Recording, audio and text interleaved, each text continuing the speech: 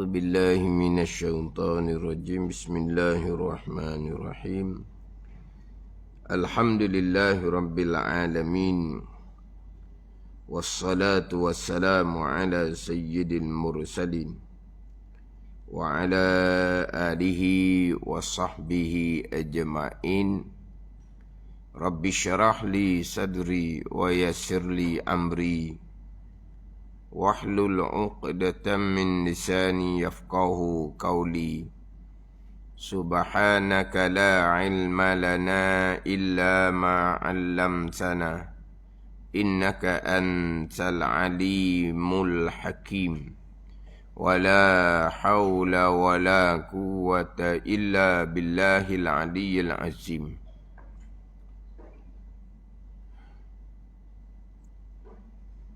Kitab Hidayatus Sibyan muka surat 5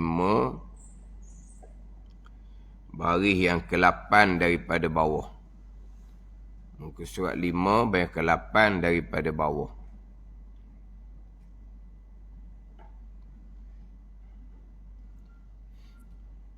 Qala al-muallifu rahimahullahu ta'ala wa nafa'ana bi'ulumihi amin. Ketahui olehmu bahawasanya dalil atas segala sifat maknawiyah, iaitu ain, diri, dalil sifat ma'ani. Jadi selesai pembicaraan sifat maknawiyah yang 7, bermula daripada kaunuhu qadiran sampailah ke kaunuhu mutakalliman. Huraian atas jalanan sifat 20. Atas jalanan sifat 13, kaunuhu qadiran sampai kaunuhu mutakalliman, sifat Allah subhanahu wa ta'ala. Tetapi yang wajib atas mukallaf, sifat kaunuhu yang 7 tu wajib mengetahui serta berpegang secara ijmal sudah memada. Itu je. Sebab sifat kaunuhu qadiran sampai kaunuhu mutakalliman ni ijma'. Ahli sunnah sama, Mu'tazilah pun sama. Kaunuhu qadiran sampai kaunuhu mutakalliman ijma' ianya adalah sifat kesempurnaan bagi Allah subhanahu wa ta'ala. Bahkan kalau tidak berpegang kaunuhu qadiran sampai kaunuhu mutakalliman sifat kesempurnaan bagi Allah, kafir orang ni. Ada ni. Termasuk Mu'tazilah pun berpegang kaunuhu qadiran, contohnya keadaan Allah yang berkuasa. Cuma Mu'tazilah ni keadaan Allah yang berkuasa, Allah berkuasa dengan zat. Itu je beza kita ahli sunnah wal jamaah. Ahli sunnah wal jamaah kaunuhu qadiran, keadaan Allah yang berkuasa, berkuasa dengan sifat qudrah. Itu beza. Sebab sifat 20 wujud sampai kaunuhu mutakalliman yang ijma'. Pada ijma' ni sekalian berpegang dengan pegang yang sama, tak ada perbezaan, termasuk Mu'tazilah. Jadi sifat 20 ni wujud sampai kaunuhu mutakalliman yang ijma'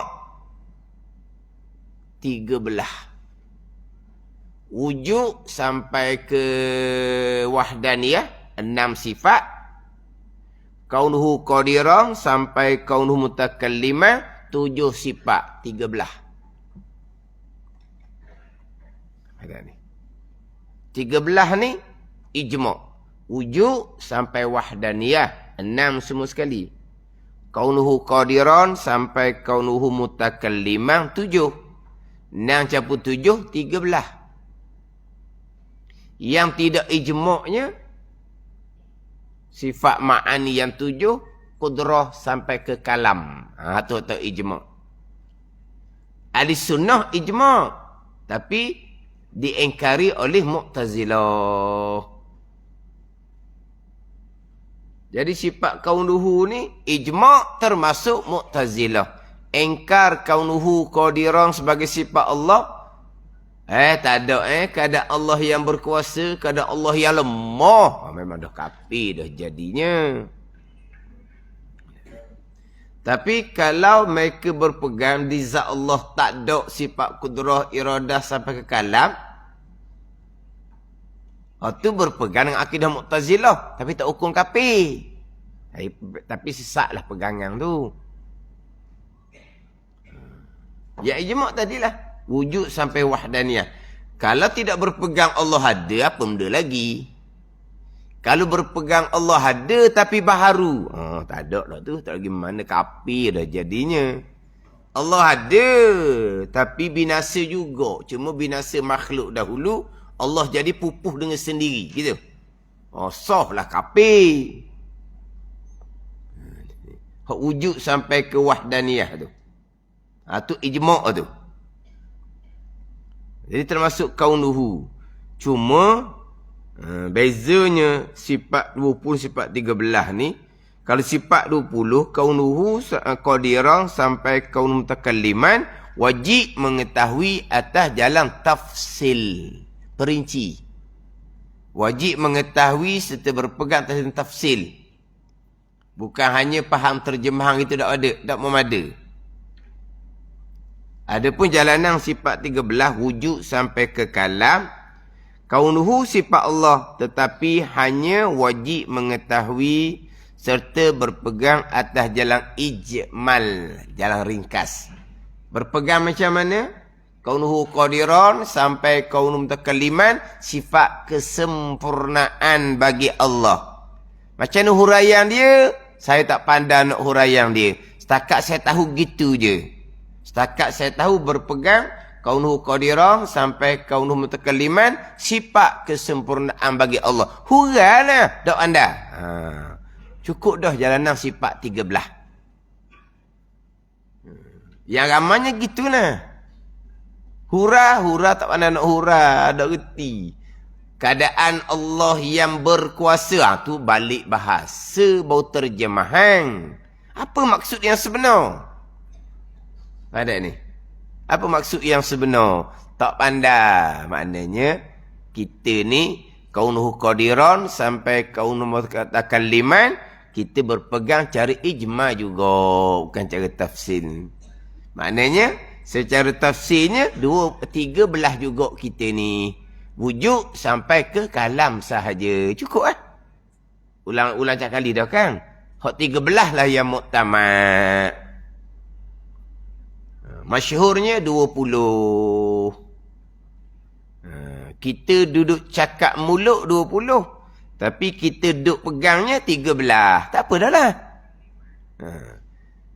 Cuma dah kita ambil dah 20 kurang-kurang. Kita cubalah memahamkan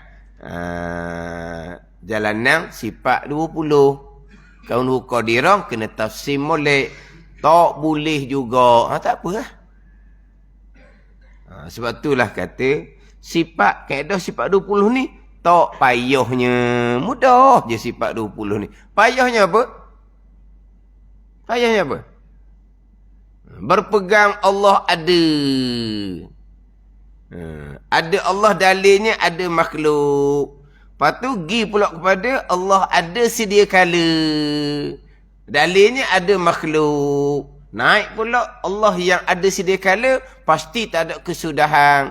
Dah, awalnya tidak ada permulaan, takkan akhirnya ada kesudahan. Ada Allah, awalnya tidak ada permulaan, takkan nak ada kesudahan. Dalilnya ada makhluk. Payah. Nanti bawah ni. Nafsiyah, salbiyah. Tu fardu kifayah tu. Tak tahulah. Yang orang duduk ni. Duduk mengelirukan masyarakat. Kaedah sifat 20. Payah. Kata payah kat mana? Tak ada payah-payah pun. Masa saya duduk pondok pun. Tak ada payah pun. Hak fardu ain lah. Hak duduk payah tu fardu kifayah tahu dah. Hak payah tu. Belajar sekali. Napok sikit. Belajar lain kali napok sikit. Lambat nak leka faham. Hak mana? Hak fardu kifayah. Hak asas fardu ain mudah je lah. Jadi hak duk kata sifat 20 ni payah ni jadi tak tahulah dia tahmuh macam mana.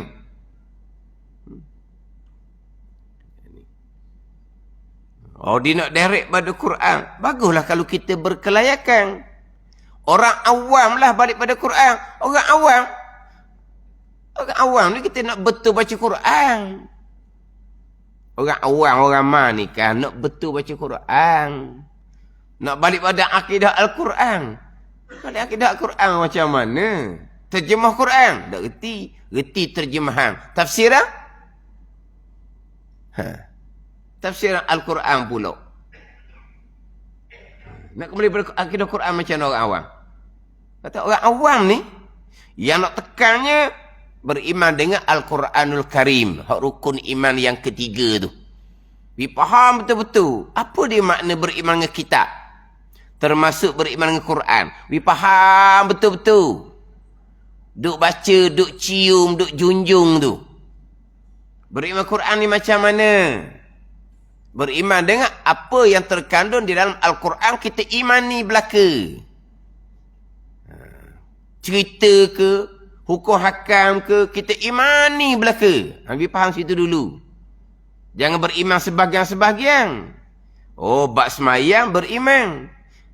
Bab muamalah, bab munakahat, bab janayat beriman ke tak? Ni nak tekan tu je. Permulaannya, tekan bab rukun iman yang ketiga. Beriman ke kitab termasuk beriman ke Quran. Hukum hakamnya wajib diimani. Pelaksanaan tu pergi kepada ihsan. Syarat untuk sempurna iman. Permulaan bicara bab iman. Pergi pula tangga laginya. Benda ni ilmu membaca Al-Quran. Itu untuk orang awam. Orang sebalik pada orang awam balik pada akidah Al-Quran. Sifat 20 payah. Tak tahulah payah kok mana benak sangat orang kali.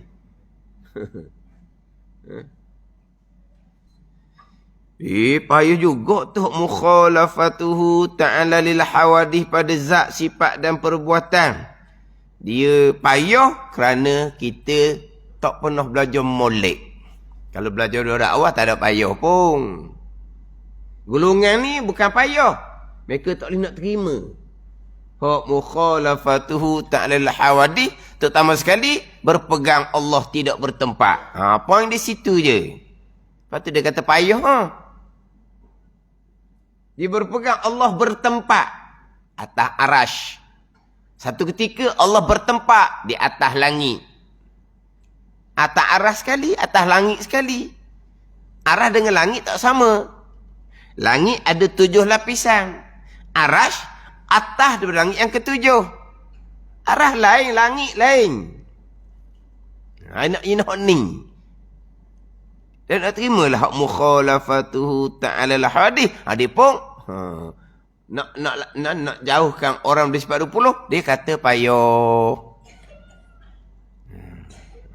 Kalau kata hak payah laginya, wahdaniyah pada perbuatan, qudrah, iradah, qada, qadar. Itu bukan kerana kaedah sifat 20. Kerana tidak ditekan daripada awal lagi hak berkaitan dengan pembicaraan rukun iman yang ke-6. Situ. Kalau tekan molek, pembicaraan rukun iman yang ke-6, sebab kita ni, sebelum kita nak perici sifat 20, kita perjelaskan dulu rukun iman yang 6 perkara. Termasuk yang ke-6, qada dan qadar. Pici molek-molek, belajar pula sifat 20, wahdaniyah pada af'al, qudrah, iradah, ilmu, bertambah kemas sini, barulah naik kepada Al-Quran pula. Qada qadar ni dalil ayatnya mana? Termasuk perkara jahat qada qadar, ayat mana yang kata? Sampai ke ijma' ahli-sunnah wal jamaah, perkara jahat qada qadar. Ayatnya mana? Hadisnya mana? Hadisnya mana tak payah tanya. Sebab apa? Sebab apabila kita reti rukun iman 6 perkara, kita reti hadis dah tu. Sebab rukun iman yang 6 perkara tu hadis Jibril. Akhbirni anil iman. Ya Muhammad, cerita akan aku berkaitan dengan iman. Nabi pun bersabda, antu'mina billah wa malaikatihi wa kutubihi wa rusulihi wal yaumil akhiri. Tak payah terjemuh dah rukun iman. Wa tu'mina bil qadari khairihi wa syarrih. Jelas lah dah. Baik wa syarrih, jahat. Ketentuan dan perbuatan Allah. Nak tanya hadis tak payah dah. Kita pandai hadis. Cuma kita tak pandai lapah dia, kita tak pandai sebut. Ayat Quran mana pula? Ahli-sunnah wal jamaah berpegang ijma' ahli-sunnah perkara jahat qada qadar. Ayat mana pula? Mu'tazilah lain. Tapi Mu'tazilah yang menafikan perkara jahat qada Allah Ta'ala, mereka datang ayat Quran juga. Kalau buka kitab besar-besar. Tapi salah pemahaman. Dia dahulu, Mu'tazilah ni, ingat calang-calang orang. Lepas tu dia panggil ulama Mu'tazilah. Dia panggil ulama Mu'tazilah. Bukan sebarang-sebarang orang. 3 khalifah Islam dikuasai oleh ulama Mu'tazilah. Bukan orang awam Mu'tazilah. Dikuasai oleh ulama-ulama Mu'tazilah. 3 khalifah yang berturutan. Anak cucu pada Harun Ar-Rasyid. Anak cucu pada Harun Ar-Rasyid. Harun Ar-Rasyid masih lagi ahli sunnah wal jamaah, anak cucu dia. Tiga lapisan khalifah tu dipengaruhi oleh ulama Mu'tazilah, bukan orang awam Mu'tazilah. Sebab tu didatangkan dalil ayat Al-Quran Mu'tazilah ni. Mereka engkarkan rukun, mereka nak pekerja qada qadar. Tapi ulama di sunnah datangkan jawapan pula. Ayat tu salah pemahamannya di mana? Ini ulama dah ni. Nak seorang awam akidah daripada Al-Quran.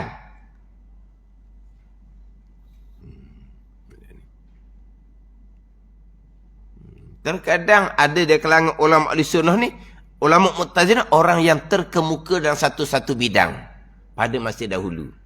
Ni cerita ulama Mu'tazilah pada masa dahulu. Tapi oleh kerana masa tu ulama di sunnah masih lagi kuat, difahaman mereka tidak berkembang. Jadi tak berkembang mana? Cuma wallahu alam lah, ni orang yang mengkaji dia tahulah.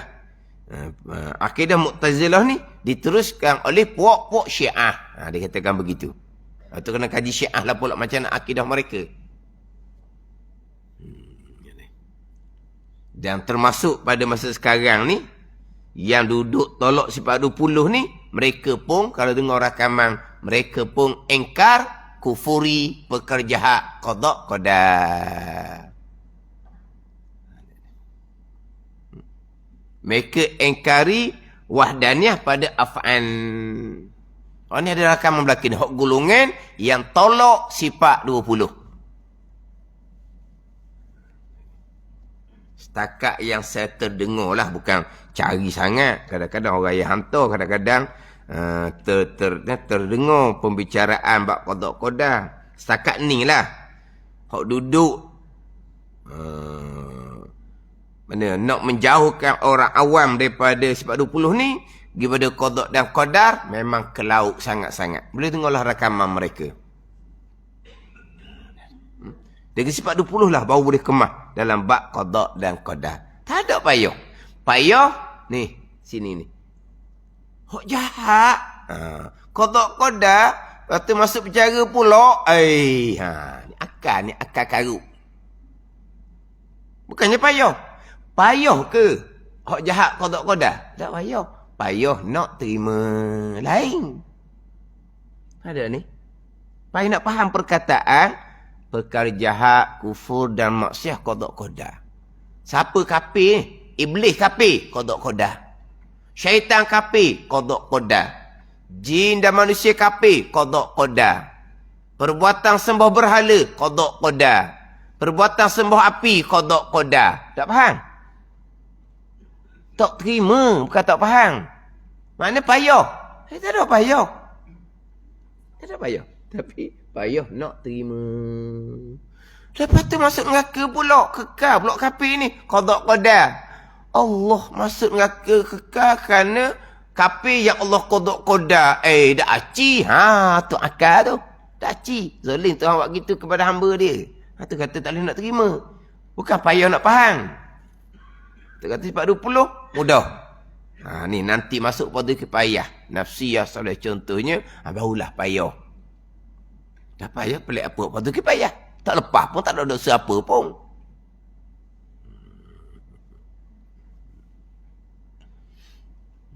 Sifat 20 tak ada dah. Lepas tu pula nak menjauhkan orang awam lagi bermasalah lah. Timbullah suruh tadabbur Al-Quran sendiri. Untuk seorang awam tadabbur Al-Quran. Tadabbur bacaan. Tadabbur terjemahan. Boleh. Tafsiran, tu kena buka kitab tafsir. Tak boleh nak tafsir dengan akal otak sendiri. Baca Al-Quran, perhati terjemahan. Okey, tak ada apa-apa. Dah kita semayang pun kita tadabbur terjemahan. Tadabbur makna. Masa kita baca Fatihah, kita tadabburkan makna. Barulah kita boleh jaga khusyuk semayang kita. Dan semayang ni bukan kata Fatihah. Bacaan-bacaan sunat pun kita tadabburkan makna dia. Bila kita baca bacaan dalam semayang, termasuk bacaan sunat, kita tadabburkan bacaan, hati kita mudah kita jaga sikit. Walaupun liar semacam. Hari-hari cuti gini pula duk mikir macam-macam lah ni. Nak pergi ke mana pula nanti. Dah. Ada ni. Tapi rengang sikit apabila kita tadabburkan makna bacaan dalam semayang kita tu. Makna dah reti juga. Tadabburkan sebutan bacaan dalam semayang kita termasuk sunat. Dah tahulah sebab bacaan semayang ni bertukar daripada budak lain bacaan. Remaja lain bacaan.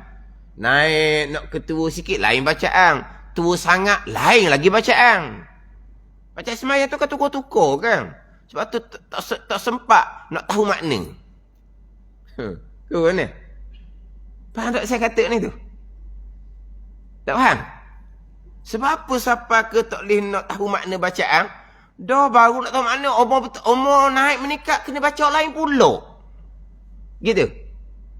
Allah bacaan tu dia budak pakai mati je. Tak tahu makna juga. Mana? Tak tahu makna. Rabbi firli warhamni wajburni warfa'ni warzuqni wahdini wa'afini wa'fu anni. Suruh terjemah sesa tu. Cuba terjemah. Oh, tak tahu berat-berat. Berapa? Berat nanang. Dorok cetong. Apa beza dua tu? Mana berat? Berat nanang ke dorok cetong? Berat nanang. Dorok cetong. Sama je maksud dia tau. Komang lah maksud dia gitu tau. Ke berat nanang dorok cetong ni? Mana apa? Berat nanang budak ni. Mana apa? Dia boleh pergi belaka tu. Mana apa? Oh, mana? Kita kata komang lah. Bacaan yang sama daripada budak sampai ke mati. Tak tahu. Nak tadabbur makna dia macam mana? Oh, tak boleh juga. Tadabbur bacaan. Sebutan biar comel. Bacaan sunat pun sebutan biar betul. Bacaan sunat sebutan salah. Tak berdosa. Tapi tak ada pahala. Rugi sangatlah. Tadabburkan sebutan. Tapi kalau naklah akidah Quran, mudah bagi orang awam, dia kata, tu. Orang ni bukan bidang usuluddin, orang yang nak menyesatkan orang awam. Ni kaedah sifat 20. Hak qada fardu ain. Hak qada fardu ain. Tapi mana-mana ilmu dia luah, termasuk hak fardu kifayah. Dia bahawa nanti dia akan masuk fardu kifayah. Ketahui olehmu bahawa dalil atas sifat maknawiyah yang 7. Iaitu ain dalil sifat ma'ani. Sebab dahulu satu-satu sifat terus didatangkan dalil ayat Al-Quran. Wujud didatangkan dalil ayat Al-Quran. Qidam didatangkan dalil ayat Al-Quran. Qudrah didatangkan dalil ayat Al-Quran. Sampailah kaunuhu mutakallima. Sampailah pada kalam. Pada sifat inti sifat kalam. Selesai bicara sifat kalam, didatangkan dalil ayat Al-Quran. Allah bersifat sifat kalam. Masuk je sifat kaunuhu qadiran, tak ada dalil. Pindah pada kaunuhu muridan, tak ada dalil. Perasan tau? Yang mana dahulu kan daripada sifat wujud, qidam, baqa sampai sifat kalam. Dalil Quran belaka kan? Masuk pada sifat kaunuhu qadiran sampai ke kaunuhu mutakalliman, tak ada dalil. Walaha wajib berdalil tiap-tiap satu sifat. Tidak berdalil muqallid dahulu bicara kan. Tahu muqallid? Orang yang berpegang tapi turut orang tanpa berdalil sendiri. Dahulu sudah bicara. Orang muqallid macam mana hukum dia. Bicara muqallid dahulunya,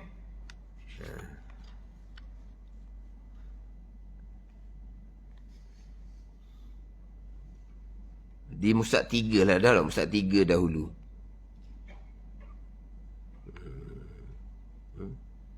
Mustad 3 dahulu.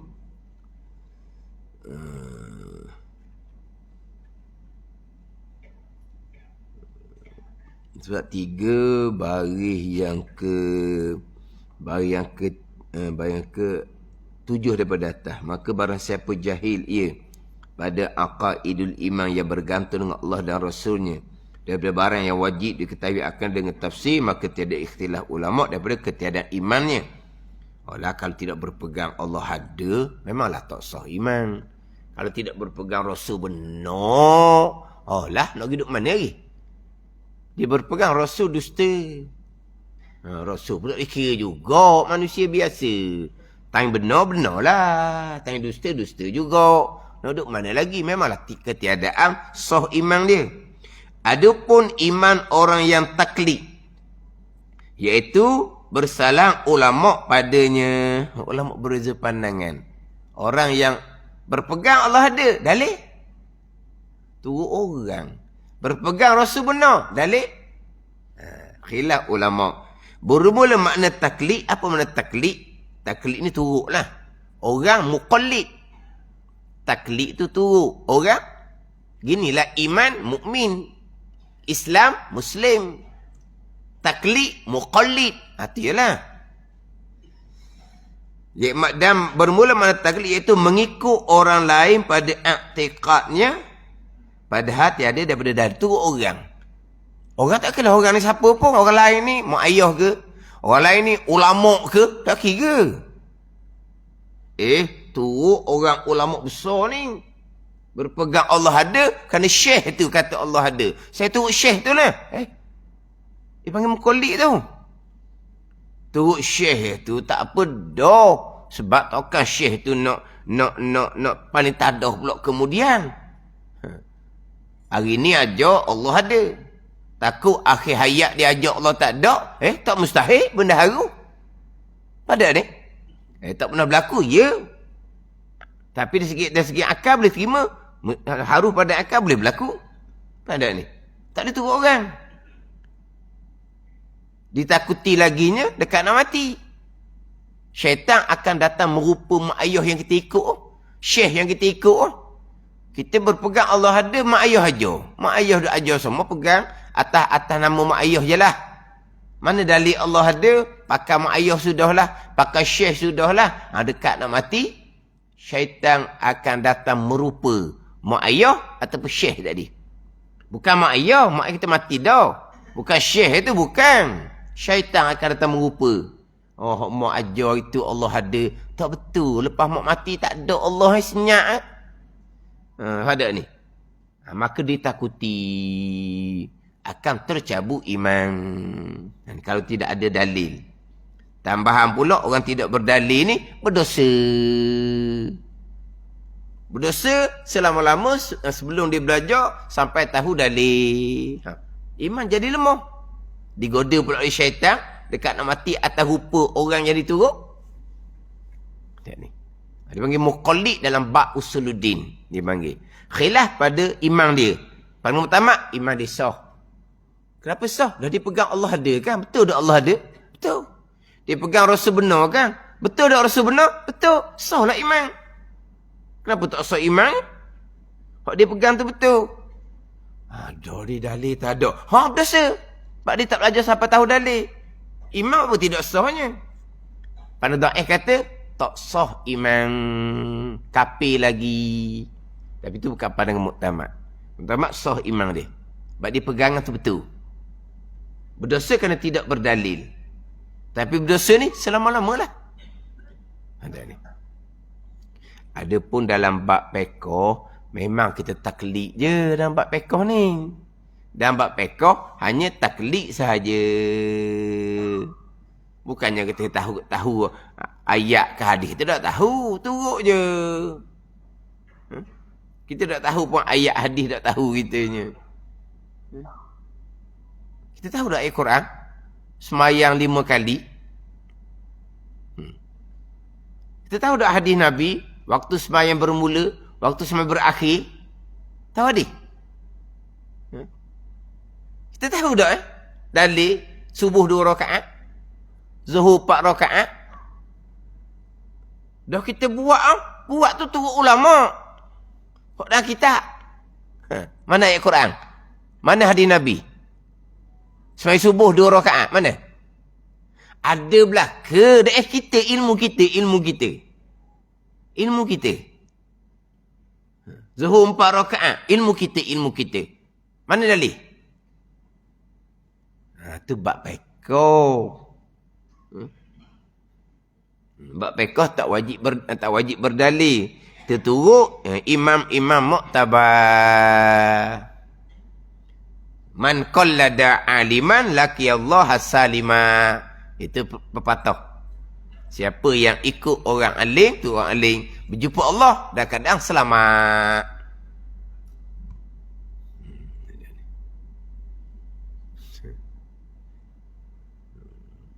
Ini saya baca cerita lah. Saya kena sekali. Ceramah je. Jemput tazkirah. Bukan macam kitab. Baru duduk tazkirah sedikit. Lepas tu orang nak tanya bab hukum hakam. Duduk depan sekali. Ustaz gini. Di surau kami ni Ustaz. Bukan macam surau lain. Surau lain ni. Sebut hukum je. Wajib sunat. Surau kami. Kena. Qala Allah. Qala Rasulullah. Jangan sebut wajib sunat. Sah batal. Halal haram. Ayat mana? Hadis mana? Kami kalau tak datangkan ayat hadis, kami tak akan turut. Kata kita ni menjemputang je ni. Dia mari nak tu kita kenapa pula? Jadi jenis orang gong gitu, tak boleh lock juga, tak boleh biar. Walaupun kita baru mari sekali tu pun, tak kenal siapa depan, tak tahu siapa.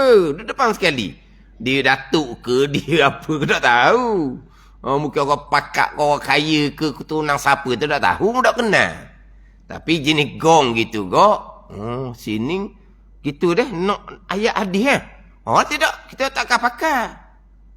Dan saya nak tanya sikit lah. Saya ni tak apa pandai mana ni. Tadi kita semua maghrib 3 rakaat, ayat mana, hadis mana? Dah memang 3 rakaat dia kata, ayat mana, hadis mana? Apa? Popong apa ke? Nganga. Popong nganga. Nanti isyak tu main isyak nanti 4 rakaat. Ayat Quran mana? Hadis Nabi mana? Kalau tanya saya tak ingat. Saya tak pandai. Awak semayang tu rukun 13. Hadis mana rukun 13? Awak ambil wuduk. Ada 6 rukun wuduk. Ayat mana? Hadis mana? Memang sepatutnya tak boleh jawab. Dah awak ambil wuduk. Ada 6 rukun tu. Awak takkan beramal kalau tak ada ayat, tak ada hadis. Kenapa awak ambil wuduk? Tak bunyi lepas itu. Gongnya dia. Lepas tu saya dah tanya orang situ, siapa dia sebenarnya? Dah tanya. Sebab dia senyap lepas tu. Senyap. Duduk depan pulak. Jadi mari nak kawal. Bakal nak royak. Ni kami ni. Bukan standard surah lain. Bukan masjid surau. Ni bukan standard surah lain. Tak apa. Wajib sunat. Wajib sunat. Wajib sunat. Dalil tak hari. Surah kami lain. Sedap gitu. Dalam bab fiqh tak berdalil pun tak apa. Tapi belajarlah lebih-lebih. Kalau tahu dalil mudah sikit. Dalam mazhab Syafi'i bersentuh suami isteri bukanlah bersentuh lelaki perempuan yang ajnabi wuduk batal. Ambil dalil mana ni? 3 mazhab lain tak batal pula. Mereka pakai dalil mana? Mazhab Syafi'i satu je mazhab daripada 4. Bersentuh lelaki perempuan yang ajnabi wuduk batal. Dalil mana? Kalau tak ada dalil ni, kalau mari hak lain, kita jadi pening. Gitu je lah. Tahu dalil, lagi comel. Tapi tak wajib. Nak tahu dalilnya, hak akidah. Wajib berdalil. Hak aqaidul imam yang 50. Ni termasuk bicara sifat kaunuhu ni. Wajib berdalil. Tapi tak didatangkan dalil. Baru nak cerita ni. Secara ekah je lah cerita ni. Bahawasanya dalil atas segala sifat maknawiyah iaitu ain diri, dalil sifat ma'ani. Itu je. Dalil kaunuhu qadiran. Dalil dia wa huwa ala kulli syai'in qadir. Tu dalil kudrah. Dalil itulah. Itu dalil kaunuhu qadiran. Dalil pula kaunuhu muridan. Innallaha yaf'alu ma yurid. Itu dalil iradah. Itu dalil kaunuhu muridan. Dalil kaunuhu aliman wallahu bikulli syai'in alim. Itu dalil ilmu. Itu dalil kaunuhu aliman. Dalil yang sama. Sebab tu dia tak datangkan satu-satu. Kerana kaunuhu ni dia melazimi kaunuhu qadirah melazimi akan sifat kudrah. Dia melazimi akan sifat kudrah. Jadi dalil bagi kaunuhu alimah, dalil kudrah lah. Sebab ia melazimi akan sifat kudrah. Itu dalil bagi sifat maknawiyah yang 7. Dan bahawasanya segala sifat yang 20 itu terbahagi atas 4 bahagi. Pertamanya, sifatun nafsiyah. Keduanya, sifatun salbiyah. Ketiganya, sifatun ma'aniyun. Keempatnya, sifatun ma'nawiyatun. Ini pecahan ni, fardu kifayah. Jangan duk berat sangatlah. Ada tapi ni kelah orang tua. Dia kelah dianya. Ni, minggu depan nak tanya ni. Nafsiyah, salbiyah, ma'ani, ma'nawiyah. Kalau hak belajar tak boleh jawab, dia tak mahu halih. Tak mahu halih. Tak mahu pindah. Pada halih. Halih lah kita ngaji Quran tu kan. Boleh halih. Boleh halih. Halih. Bukan alih ni. Alih tu. Quran atas Quran. Reha. Bukan alih reha. Kan hak dalam YouTube tu. Hak kelakar tu kan. Alih dia alih reha. Bukan alih bacaan tu. Kalau tak lepas, tak alih. Dia tempat sama lah kita ni. Kan duk ngaji Quran gitu kan. Dak alih-alih dianya. Baca lama, baru boleh alih. Orang naik Kamsah dah. Dia duduk situ. Bukan budak bodoh. Budak malah dia tak beri perhatian. Bukan budak jenis lembab. Orang lembab tau. Jenis IQ dia rendah. Bukan. Dah, dia main ngaji pun, mak ayah paksa dia dah minat. Tunggu ngajar pun dia dah merah. Masa saya budak-budak dulu, ramai main ngaji sebab mau tunggu Quran jadi TV. Kita tak ada TV. Jadi nak tengok TV kena pergi mau Quran ah, boleh tengok TV. Ramai main ngaji. Tapi hak jenis tak berahi juga. Bukan bodoh. Lambatlah boleh halih. Lambat boleh halih lagi molek tau. Lambat habis Quran, lama dia tengok TV. Dia ni cerita dulu ni. Cerita tak ada TV zaman dulu. Jadi dia suruh ingat nafsiyah, salbiyah, ma'ani, makniyah. Nak ingat tak malih. Tak ada apa tu. Ni semua pecahan hak fardu kifayah. Ada sikit payah, ada sedikit payah. Tapi bukan payah sangat. Kita duk ngaji sifat 20 seumur, nafsiyah, salbiyah. Dia nak kemah kita je. Nafsiyah, sifat yang dibangsa kepada zat. Ada. Kalau sebut kata ada, akal kita, pemahaman kita terus tuju kepada diri. Ada ni. Kalau kata Pok Mak ada. Akal kita gimana? Pergi kepada zat Pok Mak. Pok Mak sihat ke, Pok Mak tak sihat ke, itu bincang semula. Apa ada ni? Pok Mak ada di mana ke, itu bincang semula. Kalau sebut Pok Mak ada, ni, pemahaman kita terus kepada diri. Dipanggil sifat nafsiyah, sifat yang dibangsakan pada diri. Kemudian zat tu, sedia kala ke baru? Itu bincang semula. Zat tu, kekal ke binasa? Kena bincang semula. Tapi sebut kata ada, terus pada diri zat. Bagi sifat nafsiyah. Satu lagi ni sifat nafsiyah, sifat yang tak tergambar pada akal. Satu sifat tanpa zat. Boleh masuk dari akal. Sifat wujud, tetapi zat tak ada. Dah, bukan. Satu sifat yang tidak tergambar pada akal. Satu sifat yang tidak tergambar pada akal. Satu sifat yang tidak tergambar, satu zat yang tidak tergambar pada akal tanpa sifat wujud. Ada ni. Satu sifat yang mana zat nafsung tu diri, zat lah. Nafsung tu diri. La yukallifullahu nafsan illa wus'aha. La yukallifullahu, tidak memberati oleh Allah nafsan, akan diri seseorang. Diri nafsung ni. Maknanya dia tergambar pada akal satu zat tanpa sifat wujud. Ada ni. Benda tu pelik sungguhlah. Pelik benda tu. Zat tu lah. Pelik. Tak ada sifat wujud. Dah kalau tak ada sifat wujud, tak ada lah benda tu. Dah. Benda-benda. Wujud tak ada. Tak ada sifat wujud. Kalau tak ada sifat wujud, tak ada panggil benda dah jadinya. Boleh tak? Ni kita buat teka-teki. Teka-teki. Cuba jawab. Satu benda, tak ada sifat wujud. Teka-teki tu jadi.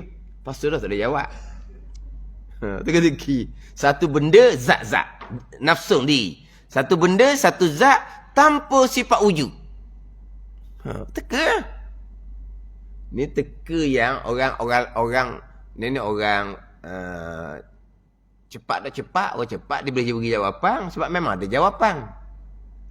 Hak ni satu benda tanpa sifat wujud. Tak ada lah. Sebab tu timbul pandangan zat dengan wujud ni hak tula. Ada ni. Saya mengatakan hak tula pada reti zat lain, sifat wujud lain. Tapi hak tula pada reti mana ni? Zat ada zat ada. Hak tula pada reti lain tu zat satu. Ada wujud tu sifat. Memang lain zat dengan sifat. Tapi hak tula pada reti. Tu sifat nafsiyah. Tapi faham gitu je. Dan memang kita gitulah kita faham. Tahu? Kita faham gitu je lah. Cuma dia nak perinci lagi biar kemah. Nafsiyah, salbiyah, ma'ani, maknawiyah. Itu hak fardu kifayah. Wallahu a'lam.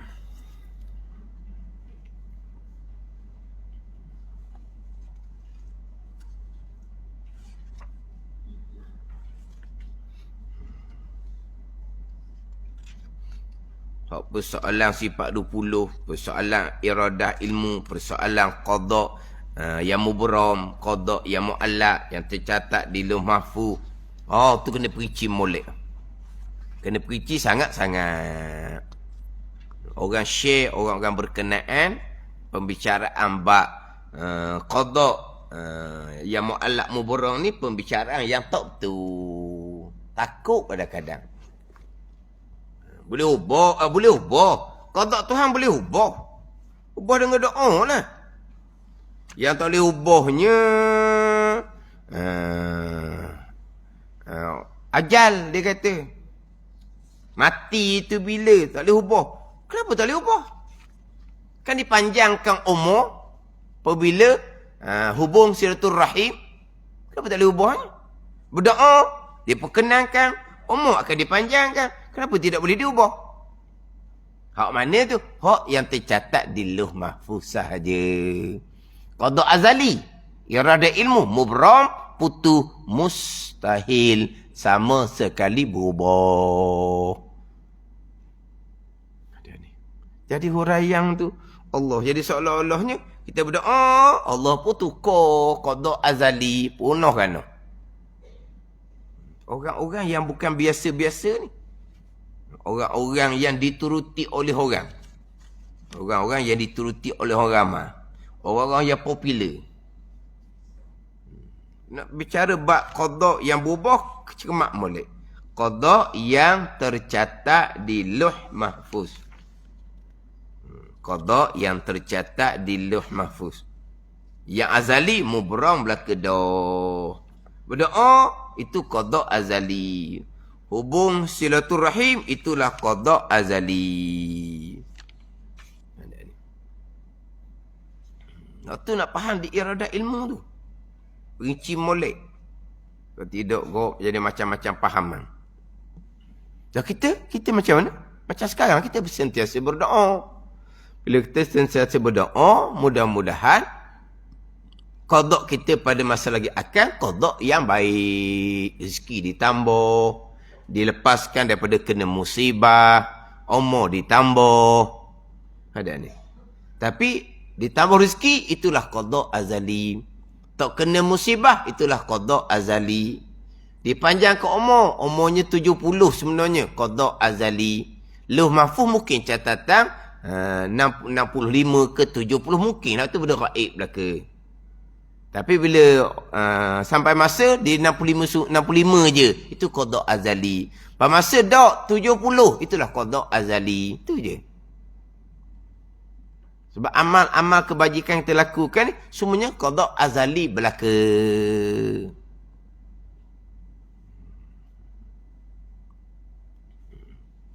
Itu kena mantap molek tu. Atau bab iradah ilmu tu. Qada azali rukun iman yang ke-6. Ini kitab Hidayatus Sibyan muka surat 21 baris yang ke-12. Baris yang ke-12 daripada bawah.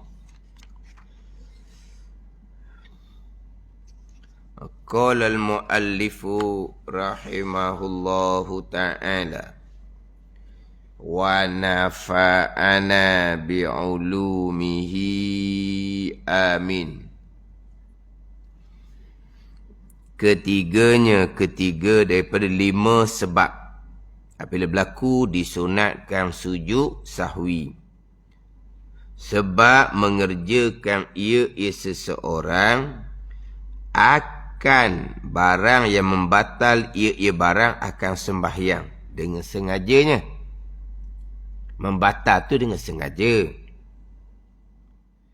Dan tiada membatal ia barang dengan lupanya. Padahal mengerja ia seseorang akan barang tadi dengan lupa. Kerana ayat dia. Sebab mengerjakan ia akan barang yang membatal ia barang akan sembahyang dengan sengajanya. Dan tiada membatal ia barang akan sembahyang dengan lupanya.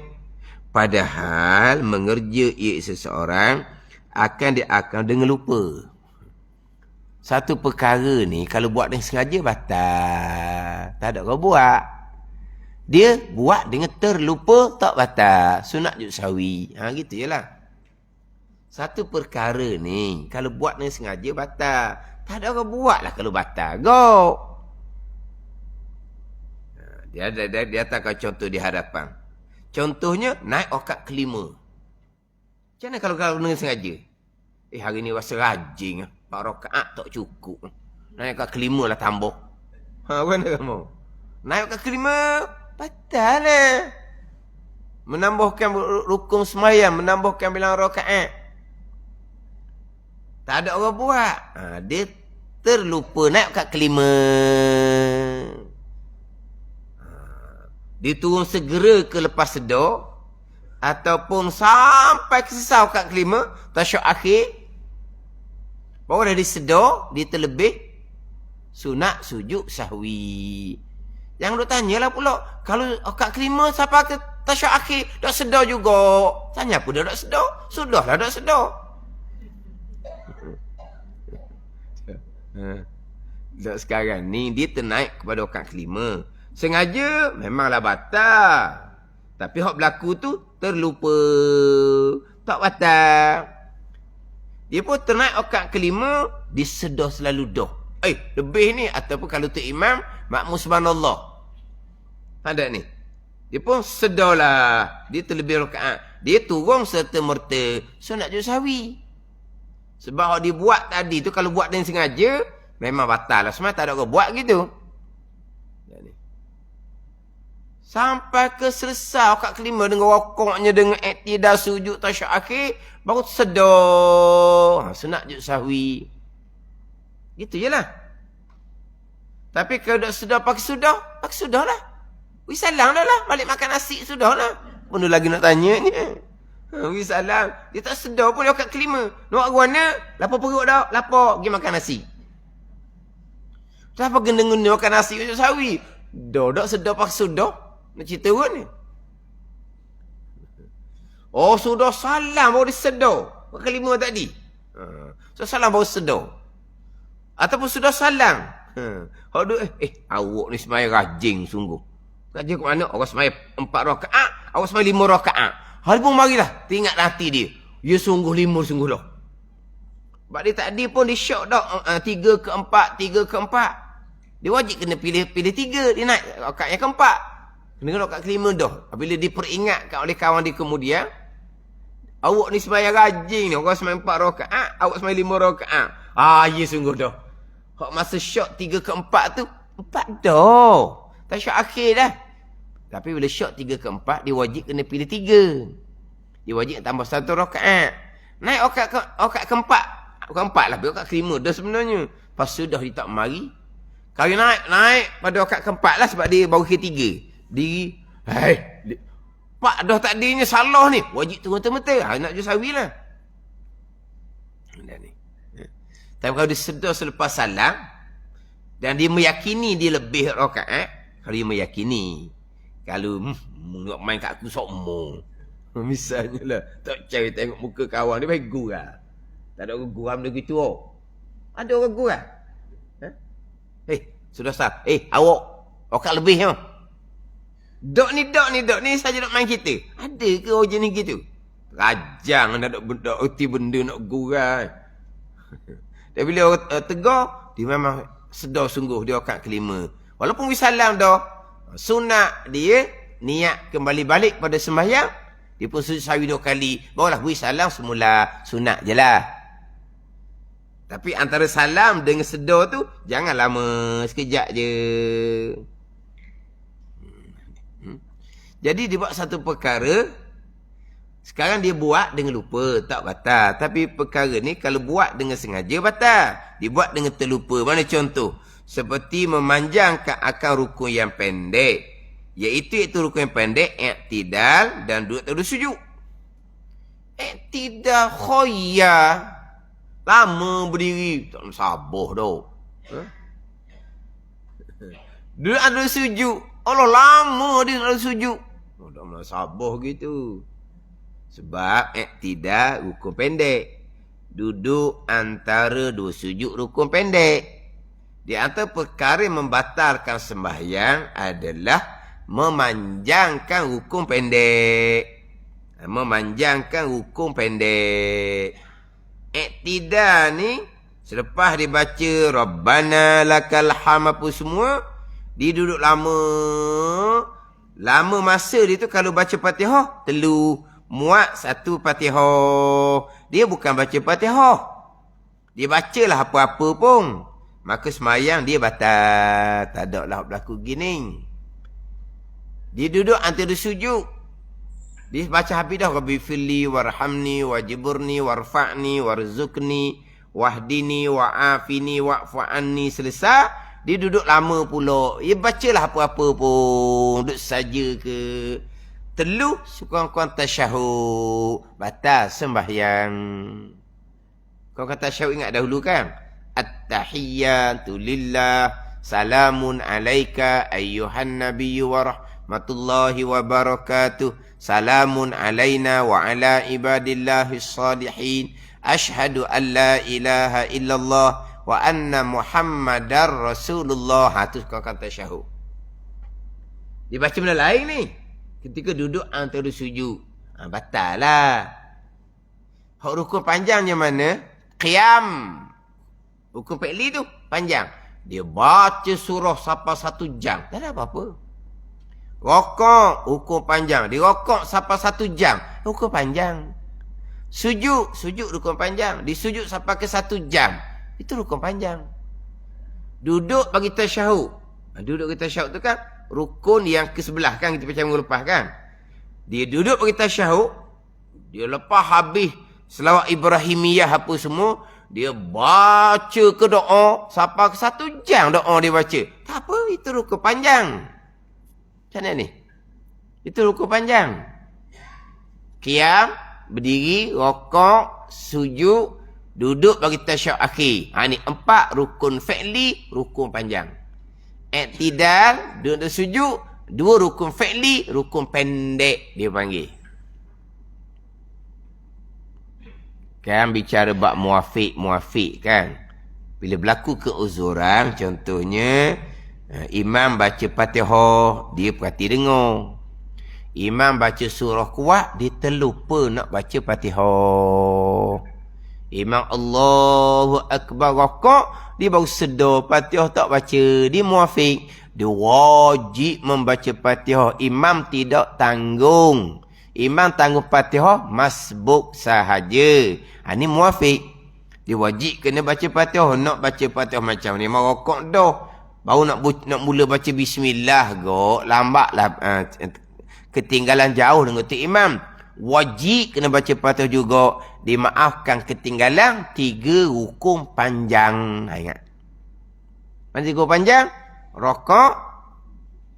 Sujud yang pertama. Sujud yang kedua.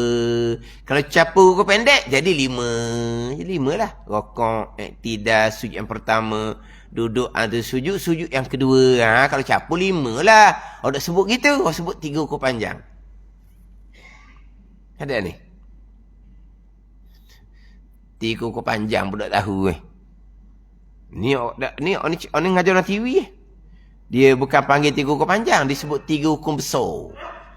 Kita panjang lah sebab boleh buat lama. Besar ni gemuk tau. Kenapa? Besar ni. Dia panggil 3 rukun besar. 3 rukun panjang. Tak apalah. Masa dia bilang 3 rukun besar tu. Rokok yang pertama. Iktidal yang kedua. Sujud yang pertama, rukun besar yang ketiga. Allah cepatnya. Dia bilang dengan iktidal rukun besar juga. Ngajar dalam TV tu. Faham tak ni? Itu biasa bicara lah. Bicara hak muafiq. Yang keuzuran, dimaafkan ketinggal 3 rukun panjang. Rokok, sujud yang pertama, sujud yang kedua. Iktidal rukun pendek. Duduk antara sujud rukun pendek. Dia memanjangkan rukun pendek dengan terlupa. Dengan tersalah. Dengan terlupa. Dengan tersalah. Tak ada lah ni. Dan seperti berkata-kata yang sedikit. berkata-kata yang terlupa, yang tersalah. Dia terlupa di tengah semayang. Dia lupa semayang, dia tengah semayang, cucu dia makan es kering. Tok nak juga es kering? Oh, mana pula tok? Tengah semayang ni. Dah ni. Orang uzur dah kan. Ingatan pun tak apa nak comel dah. Di semayang pun anak ditunggu, takut bilang rakaat tak tahu ke mana hala. Lalulah cucu. Tok nak es kering juga. Cakap dengan sengaja dah tu. Soh dia terlupa, tak kan sengaja. Lepas tu anak tunggu ni, stop kalau dia. Stop. Yang cakap mak semayang ni. Stop. Jangan, Allah mak. Nak habis dah rakaat mak cakap batal mayam mak. Memanglah mak. Lelah kata tu. Jangan gitu. Dan sekarang ni, mak dia terlupa. Dan kadang-kadang pula orang uzur ni, dia semayang banyak. Main banyak macam mana? Dia suruh jamak. Nak mudah kan? Zuhur jamak ngasar. Tapi dia semayang 8 rakaat. Kosong tak ada orang uzur ni, jamak je. 8 rakaat, lelah orang tua tu. Akhirnya, kemudian tu kok. Tak apa nak jadi dah. Hak awal tu okey lagi. Hak kemudian. Dah buat jamak sejamuk takhir lah. Baru gede. Sudah semai zuhur, biar dia makan, dia beri hak. Oh, semai zuhur pula. Kalau jamak takdim, dia kena lepas salam zuhur sampai asal lalu dah. Dia wajib kena mualak. Jamak takhir lah baru senang.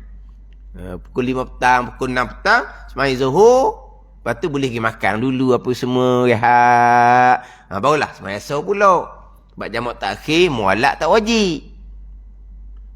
Ni kadang-kadang semai segera. Sebab apa? Sebab takut kentuk. Dia tak tahan air semayang. Dia tak tahan air semayang.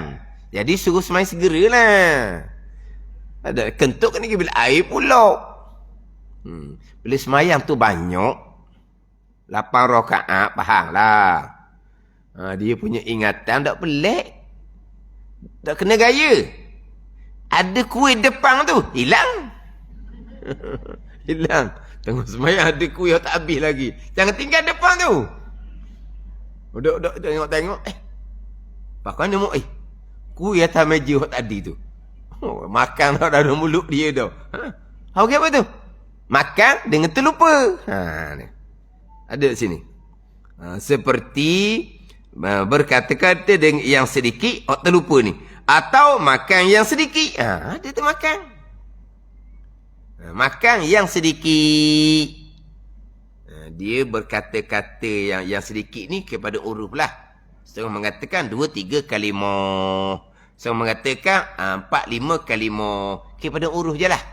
Kalau setakat tu nak skrin sikit, tu dah banyak lagi lah. Kalau mak yang cakap mak tengah semayang ni. Dok lah dia lalu depan kita ni. Kita nak minta skrin sikit. Cakap banyak dah. Tak maaf dah lah. Batal semayang. Kena berhenti dah lah. Dah kita suruh berhenti. Dia nak semacam lagi skrin. Dah kau tu kan. Semua benda dia nak makan ni. Hak mana cucu dia makan, hak dia nak makan. Kan dia nak jadi, dia kan nak balik budak-budak kan. Ke mana orang panggil apa? Nak balik budak-budak semula. Budak makan tu lah dia nak makan. Kalau dia berkata-kata, kita stop dah dia. Semayang ni. Lepas tu dia lawan ke, dia batal ke. Tu betul ya. Sebab tu jadi batal dah semayang. Hak sedikit je tak batal. Bercakap sedikit. Sama juga dengan latah. Latah. Sengaja. Tak sengaja tak batal. Dia tengah semayang, kucing. Apa benda kucing lah ni kan. Jatuh barang tu kucing lah. Kau kucing istimewa sekarang ni kan. Tak istimewa kucing. Berapa belanja sebulan-sebulan? Dengan makan laginya, dengan pasir laginya. Dengan pasir. Dah, berapa sebulan-sebulan? Tanggung ke dia? Tanggung ke dia? Tak. Nak makan ikan. Nak beri kepala. Wisi boleh tak makan, kena perisi ke dia? Kata hebat pula. Dulu ikan, kepala je. Isi kita tak ke dia. Ni sekarang ni kalau isi, dia tak makan isi. Dia tak pandai. Tuang dia kena puisi. Mana? Tak istimewa. Tulang-tulang tak ke kucing. Takut kucing lekat. Kucing apa pun tak tahu lah. Jadi kucing ni duduk main-main, jatuh barang. Mu'aji ni tengah semayang. Keluarlah mulut dia.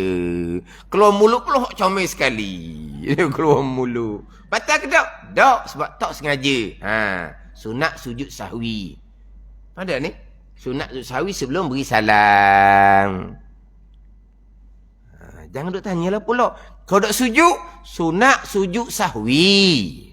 Kau dak sujud, sunat sujud sahwi. Dak lah ustaz, kau dak sujud, batal payah dak sujud. Sana ustaz kata sunat. Lepas tu dak buat jadi batal pula. Tahu pun. Tengok apa lagi. Ada juga jenis. Tak, dia tanya sungguh. Apa sebab dah sunat sujud sahwi. Tapi kau dak sujud, sunat.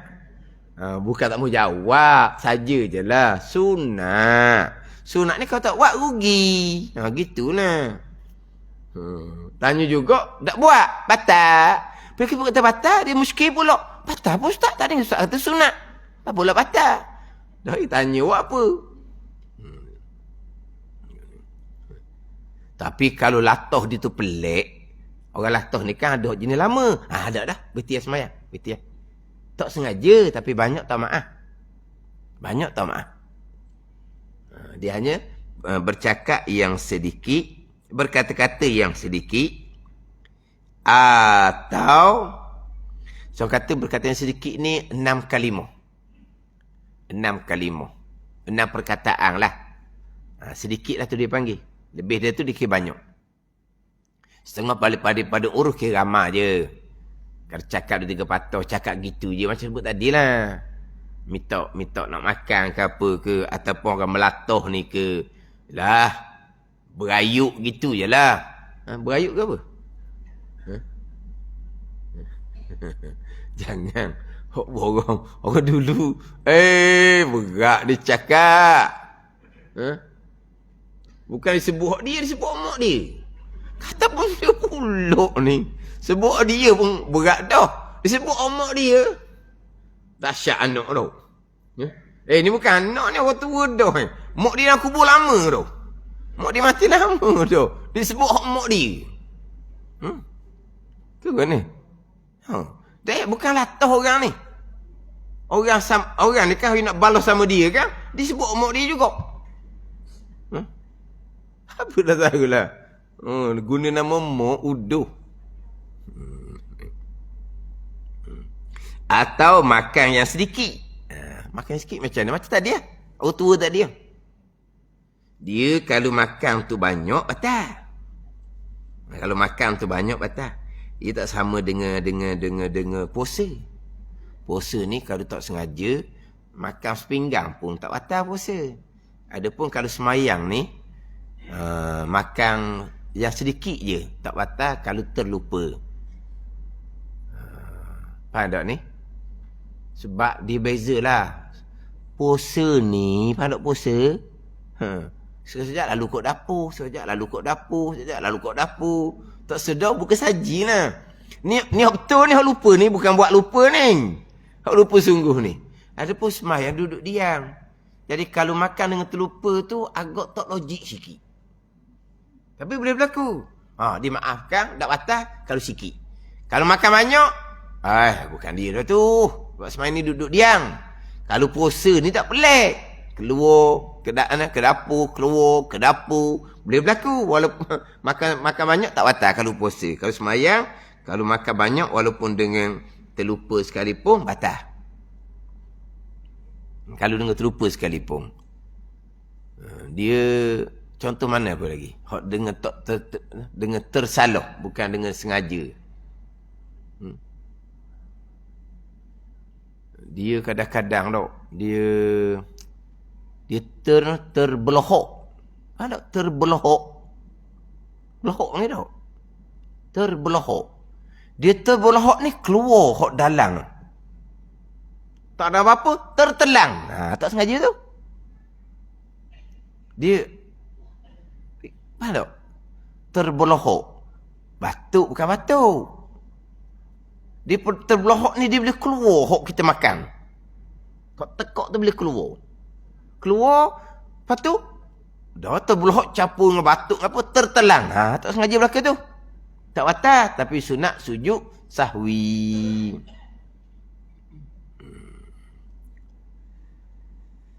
Atau melebihkan rakaatnya. Ni.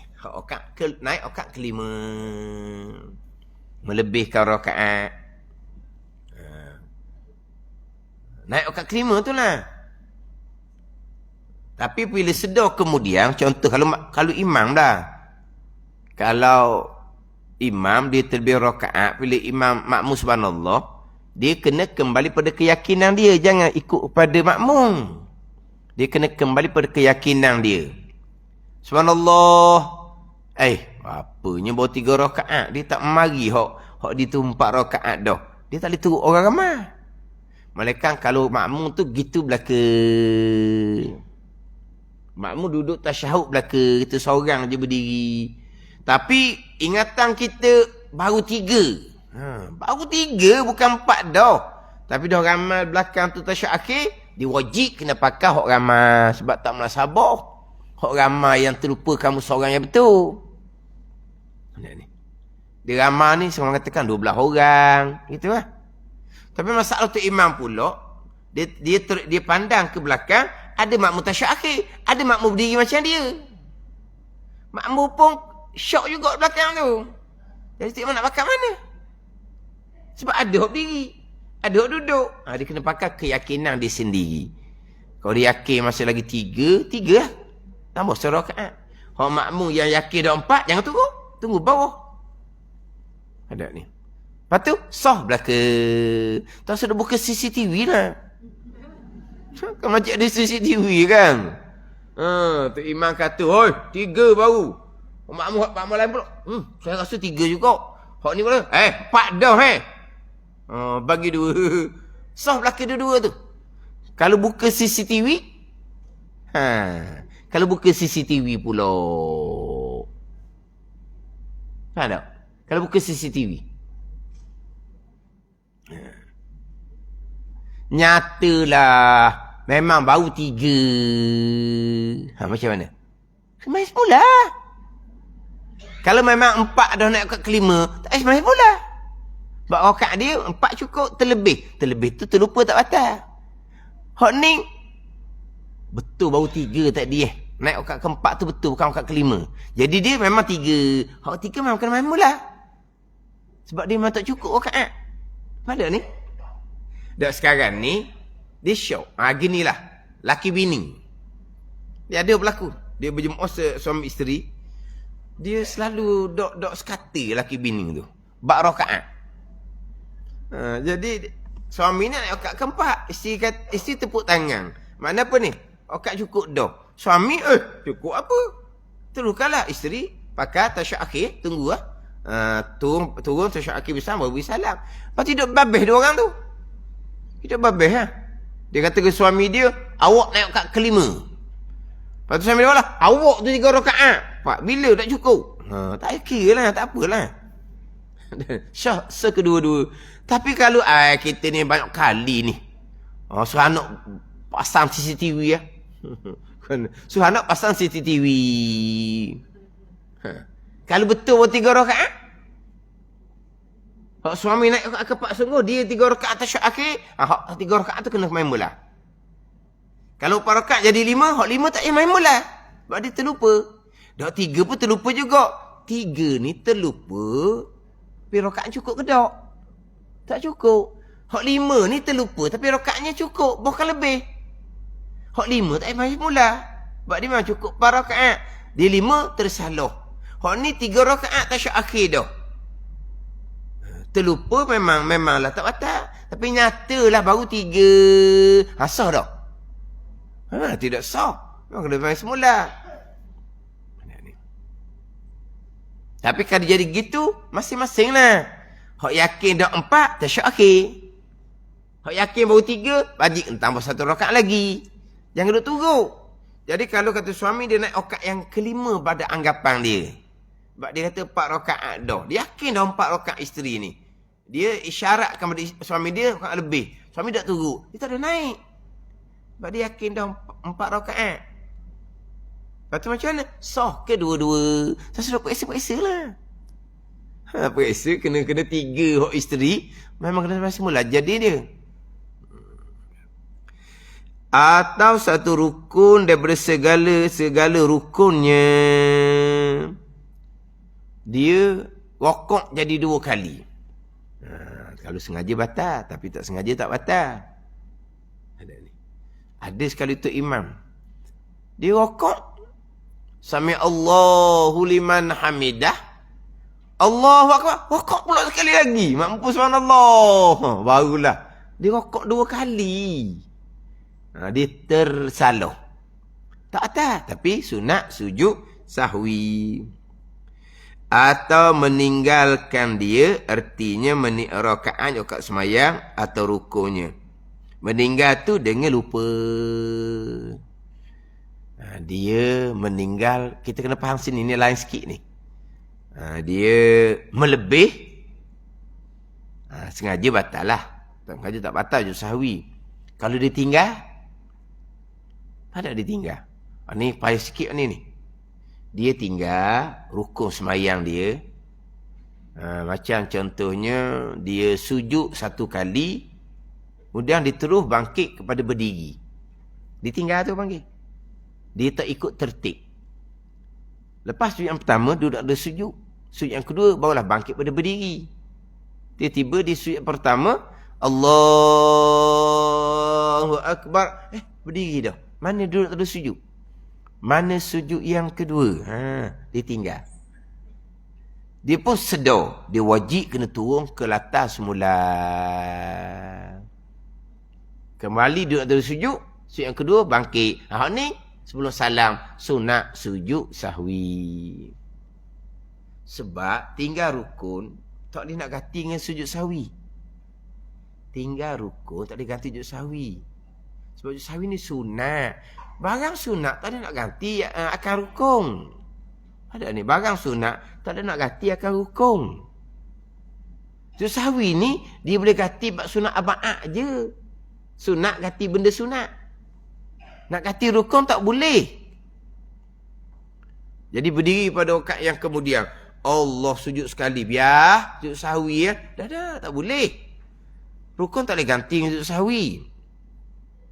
Hak ning ni dia tinggal rukun dengan terlupa. Kemudian dia sedar. Dia wajib kembali balik pada rukun tu. Kemudian wala sujud sahwi sebelum salam. Jadi.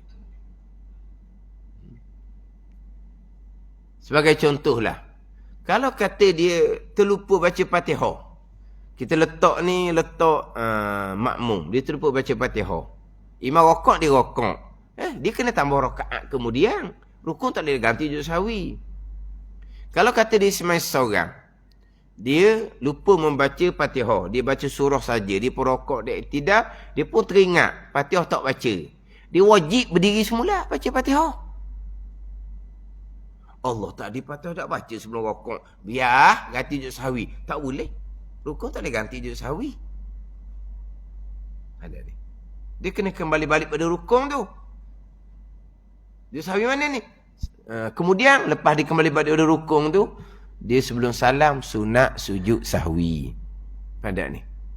Bukan tinggal rukun sampai ke sudah. Dia kalau tinggal rukun sampai ke sudah, dia tak ingat lah, tak ada sujud sahwi lah. Kalau ingat dia kena kembali balik pada rukun tu. Kalau yakin kemudian bahawa dia tinggal rukun, yakin, dia wajib kena semayang semula. Walaupun sudah semayang. Kalau dia yakin. Kalau syak, tak, kalau dia sudah semayang. Sudah semayang dah. Patut tak dibaca kedok. Tu tak jadi apa tu. Bagi syak saja. Kalau dia yakin, Allah sudah salam dah siap. Rakaat pertama tak dipatut tak baca. Dia yakin. Dia wajib kena semayang semula. Tapi kalau antara salam dengan keyakinan dia tu masih pendek, dia wajib kena masuk semayang semula, tambah 1 rakaat, ganti balik. Kalau dia beri salam, dia yakin patut dia tak baca, dan masa yang pendek, bukan masa yang lama, dia wajib kena masuk sembahyang semula. Niat masuk sembahyang semula, kena kembali balik sembahyang 1 rakaat. Tapi kalau lama dah barulah mari, Allah patut tak baca, tu wajib dia kena sembahyang semula, dia tak boleh nak sambung balik sebab dia lama dah. Sudah sembahyang pun, kalau yakin rukun ditinggalkan, kalau syok sudah salam tak boleh kesan. Sudah salam, dia syok rakaat pun tak boleh kesan. Sudah salam siap. 3 ke 4 tadi dia syok. Tak boleh kesan tu, tak apa tu. Bukan tak ada apa tu. Dan kalau dia yakin, Allah 3 tadi. Kalau antara salam dengan yakin tu masa yang pendek, dia wajib kena masuk sembahyang semula, tambah 1 rakaat. Wajib masuk sembahyang semula. Faham tak ni? Niat masuk semula. Kena tabit ihram. Tak niat masuk semula.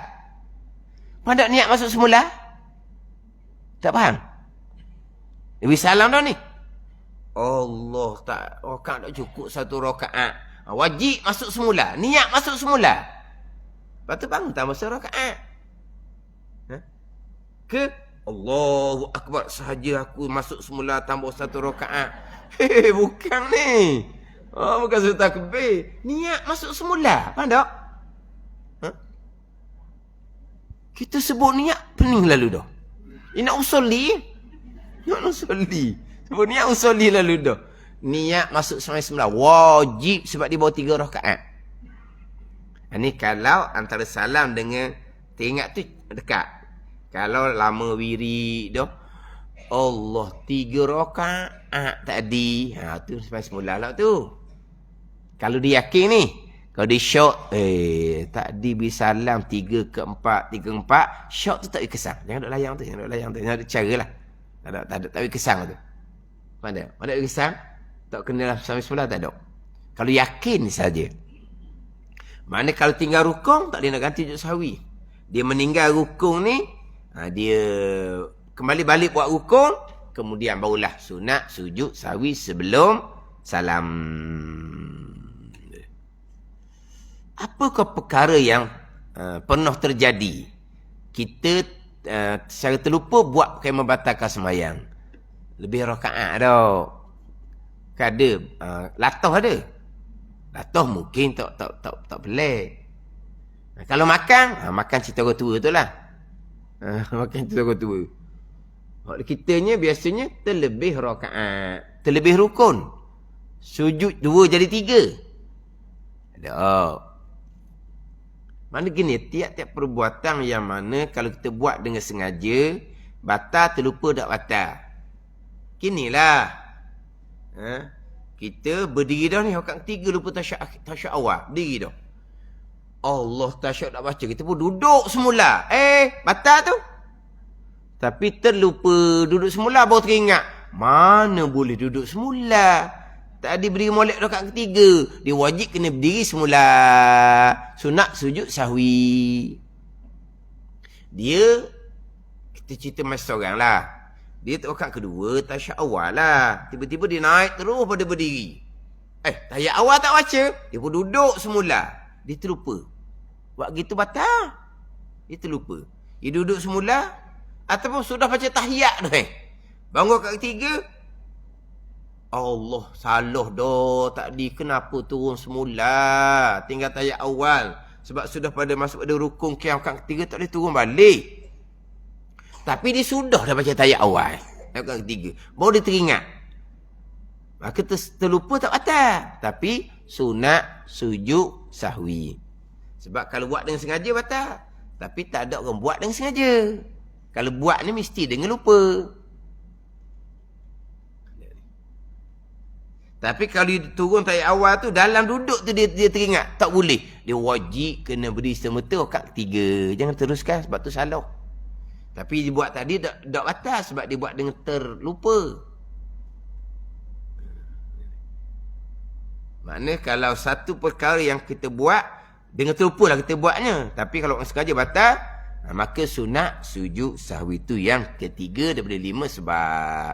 Keempatnya sebab memindahkan akan qauli, ni akan rukun qauli pada tempatnya pada tempat yang lainnya. Sama ada rukun seperti Fatihah dibaca ke dalam rukuk umpamanya, dan tahiyat akhir dibaca ke dalam berdiri umpamanya. Dia pergi baca Fatihah dalam rukuk, dia memindahkan rukun qauli. Dia baca Fatihah dalam sujud, dia baca Fatihah dalam tahiyah. Mana pun dia pindah rukun. Tapi di tempat Fatihah tu dia baca.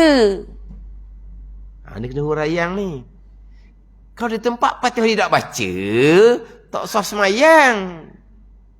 Tapi dia tak baca kerana terlupa. Dia wajib kena undur kembali. Kita memindah ni di tempat asal tak baca kan? Dah tempat asal baca. Tapi rokok kita baca Fatihah pula. Dah lama tu.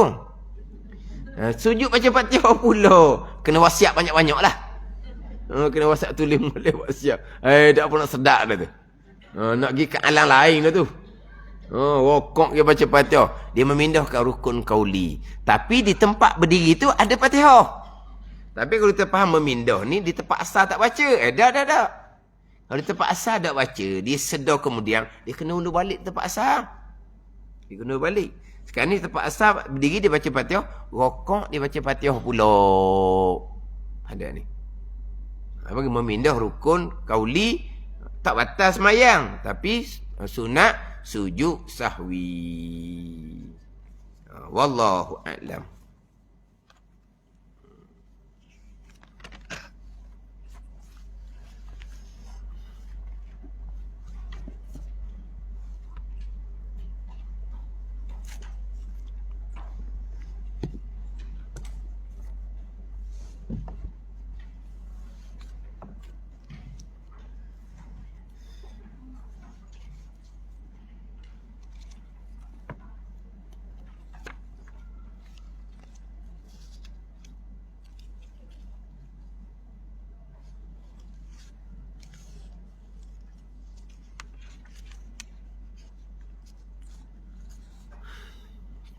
Ini kitab Minhajul Abidin.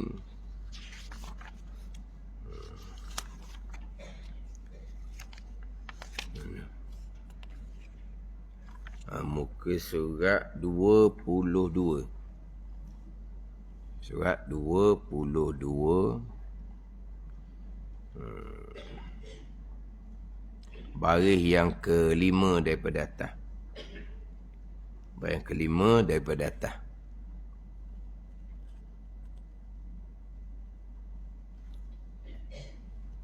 Qala al-muallifu rahimahullahu ta'ala wa nafa'ana bi'ulumihi amin. Maka takutlah ia atas dirinya pada ketika itu, pada ketika pada ketika dia fikir kembali apabila dicampurkan keinsafan, dia wajib mensyukuri akan nikmat daripada Allah. Dia pun kembali kepada agama, kembali kepada Nabi sallallahu alaihi wasallam. Nabi cerita berkaitan dengan ketuhanan. Nabi cerita berkaitan dengan beramal dengan hukum-hukum agama. Maka timbullah takut atas dirinya pada ketika itu. Bila dipikir kembali bab ketuhanan, fikir kembali bab hukum hakam Allah Subhanahu wa ta'ala, maka takutlah merekanya. Takutlah. Sebab dalam bab pegangan pun tak berapa molek. Dalam bab amalan pun banyak ditinggalkan. Ada ni. Maka ini takut ni. Maka ini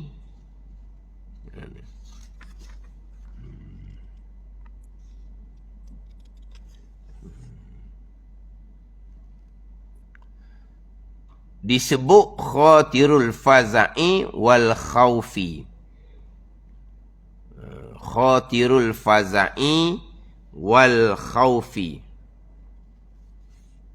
Artinya lintasan hati yang membawa seorang hamba itu takut dan menyendarkannya daripada kelalaian dan memberi kepadanya hujjah, yakni dalil yang putus bahawa baginya Tuhan yang mengurniakan berbagai-bagai nikmat. Bila dia mari keinsafan, dia kembali balik kepada agama, kembali balik kepada Nabi SAW.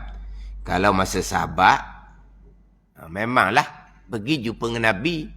Kalau masa kita kok kena kembali kepada ilmu yang tinggalkan oleh Nabi SAW.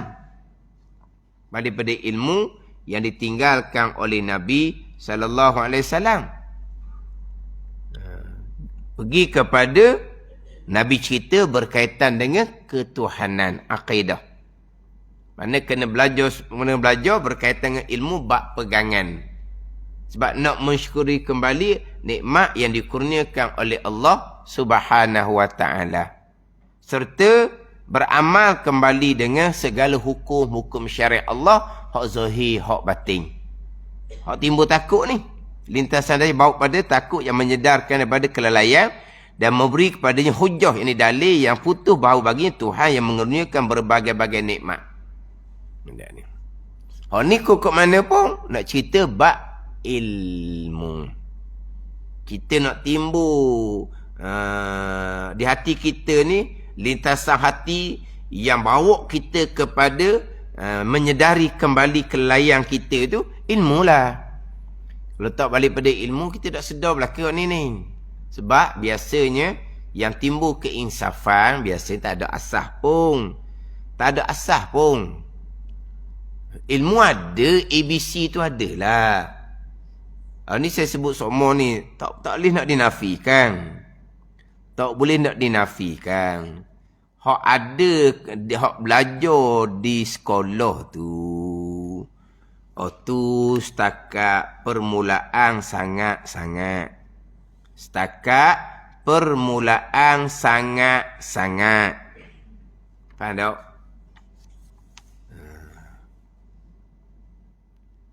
Hak ni boleh tanya dengan ustaz sekolah sendirilah. Ustaz sekolah pun akui. Bila mereka belajar-belajar kemudian, di diri mereka pun banyak yang mereka tak dapat menguasai. Bila mereka belajar, mereka sedarlah.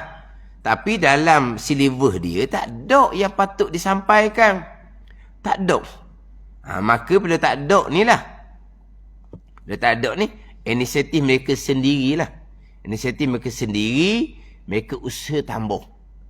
Tak ada dalam silibus mereka tambah bab pegangan, bab ibadat. Ada ni. Ini cerita bab pegangan ni. Bila kita belajar kemudian, baru sedar. Semayang pun banyak tinggal. Hak orang tinggal semayang sungguh-sungguh ni, memang dia tahu sangat dia tinggal semayang. Hak biasa sejupanya orang yang semayang dok tinggal. Pada kiraan dianya, dia semayang dok tinggal.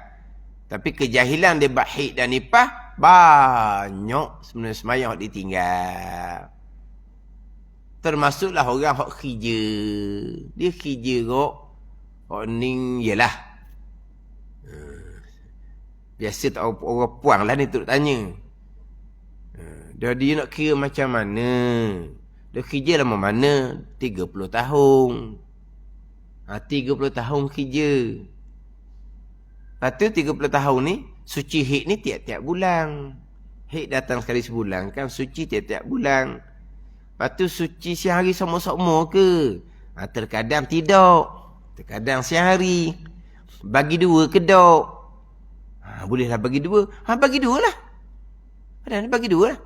Maknanya 15 tahun kalau 30. 15 tahun, carilah, kalilah 12 bulan pula. Ke nak kira mana? 15 tahun kali 12 lah. Kali 12, 15 kali 12 pula. Zuhur 1, asar 1. Qada lah kata. Jahilnya dia kata, kita ingat sebab tak mandi tak wajib. Tu ambil manalah ilmu gitu. Waktu saya kata semua tu kalau tak mandi tak wajib semayang. Kenapa kamu mandi? Jangan mandilah. Balik malam mandi. Kenapa awak mandi? Mandilah pagi esok. Maghrib isyak tak sembahyang lagi. Subuh. Oh, tak sembahyang lagi. Hari cuti public holiday kan. Tak mandi lagi. Tak mandi subuh. Esok hari tak sembahyang lagi. Sebab tak mandi lagi. Dah berapa hari tak mandi? Okey, berapa hari pun. Selagi tak mandi tak wajib. Lepas tu, terus mandi pas sudah. Boleh fikir gitu. Banyak-banyak tak boleh juga ustaz. Kalau lambat mandi. Oh, banyak-banyak. Oh, tak boleh. Sikit tak apa. Banyak-banyak tak boleh. Tak tahulah. Dia kata tu. Qada tu ilmunya. Qada tu ilmu. Tapi ni cerita bab-bab ketuhanan dahulu ni. Mari lintasan di hati ni. Yang menyedarkan kita. Kita tu lala. Hak berkaitan dengan bab dalil atas kekuasaan Allah Ta'ala ni. Begitu bagai-bagai nikmat. Cerita bab Tuhan ni dulu. Kena kemah dulu bab pegangan tu. Tu kejutan timbul takut tu. Timbul takut. Timbul terkejut. Sebab apa? Banyaknya lah. Bab ketuhanan pun banyak terlepas. Bab Nabi pun. Kalau bab lain tu okey lah. Bab malaikat ke bab kiamat ke okey lah tu. Tu pun kadang-kadang tak perici juga bab kiamat. Bab syafa'ah uzma pun tak pegang. Bab Telaga Haud pun tak pegang.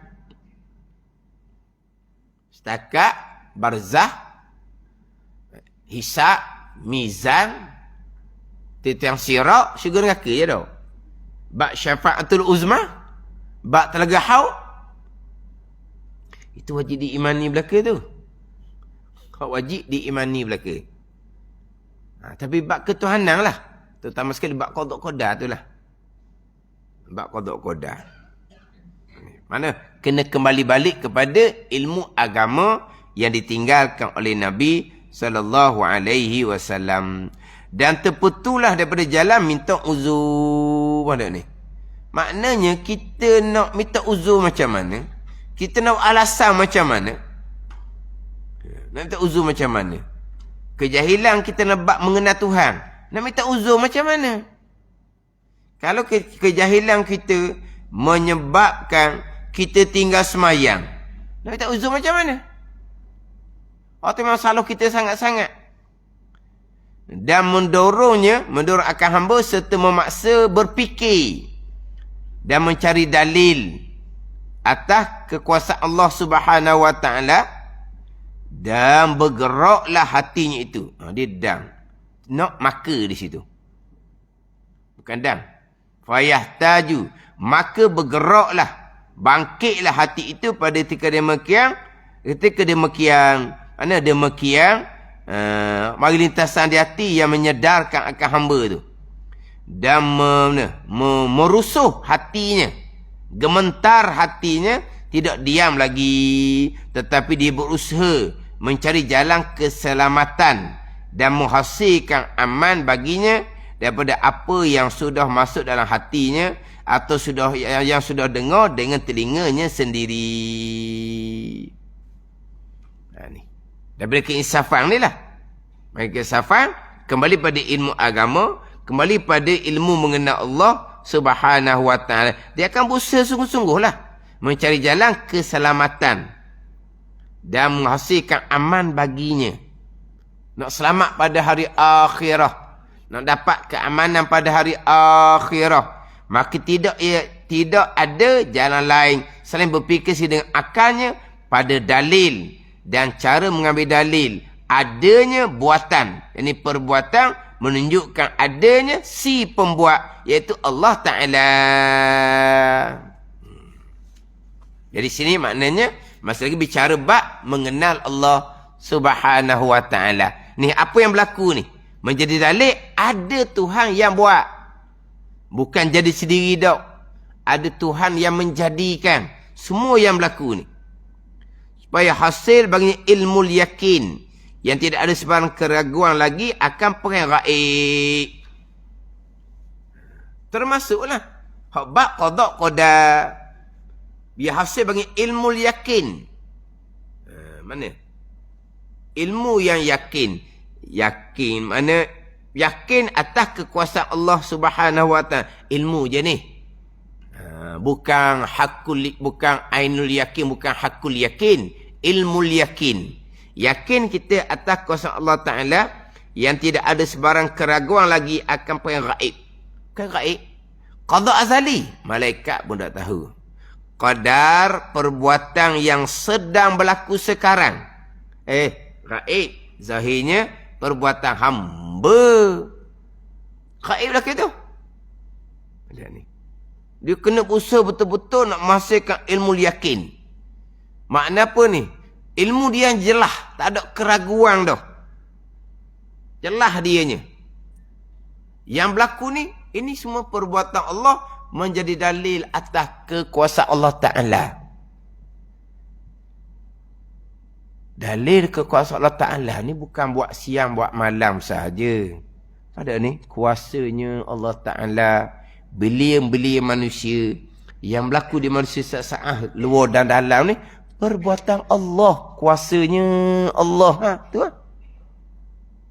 Orang belia-belia setiap saat gerak diam. Setiap saat organ dalam berfungsi, belia-belia ni.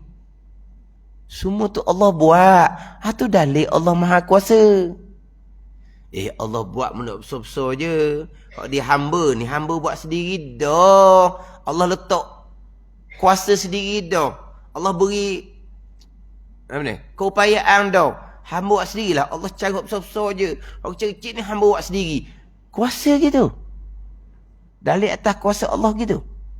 Dah, kuasa Allah ni sekecil-kecil perkara yang berlaku di hamba ni perbuatan Allah. Tapi ini gaib. Dan supaya daklah hak gerak diam tubuh kita. Gerak diam tubuh kita, gerak diam hak barang di tubuh kita. Allah buat belaka. Allah buat belaka. Ini dalil kekuasaan Allah Ta'ala. Dan supaya mengetahui dengan yakin bahawa ia ya hamba mempunyai Tuhan yang menggunakan nikmat ke atas hamba dan Tuhan yang menyuruh bersyukur kepadanya kepada Tuhan dan memerintah supaya berkhidmat dan beribadah kepada Tuhan dan Tuhan yang menegur daripada kekufuran dan melibatkan dalam kemaksiatan, dalam maksiat. Kita kenal Allah, kemudian kita pun sedar bahawa Allah Ta'ala suruh kita bersyukur. Allah Ta'ala berkata kita buat ibadat zahir dan batin. Menjauhi maksiat zahir dan batin. Lewat ibadat zahir batin ni lah. Balik pada ilmu, fiqh dan tasawuf. Ibadah zahirnya nak baca Quran. Kembali pada ilmu Quran. Jangan baca sendiri. Sebab kita buat ni ibadat. Kalau kita malah buat ni ibadat. Bila buat ibadat ni, buat sebagaimana yang Nabi ajar ke kita. Bukan buat secara rasa sedap sendiri. Kalau kata baca Fatihah, baca Fatihah bukan sedap sendiri. Bukan rasa betul sendiri. Bukan rasa pandai sendiri, bukan. Belajar molek-molek. Kita baca gini rasa puas hati dah. Puas hati kita. Betul ke dah? Kalau kita baca tu. Sebab apa? Kita baca Fatihah ni beribadat.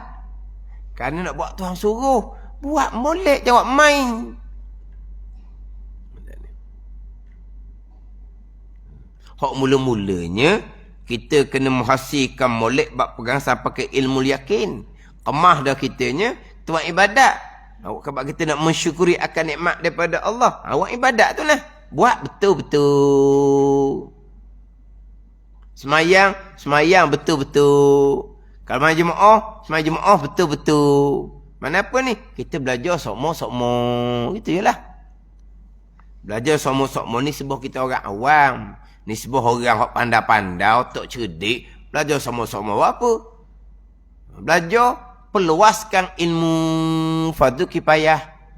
Jadi orang alim. Yang kita orang awam ni setakat nak jaga ibadah zahir batin.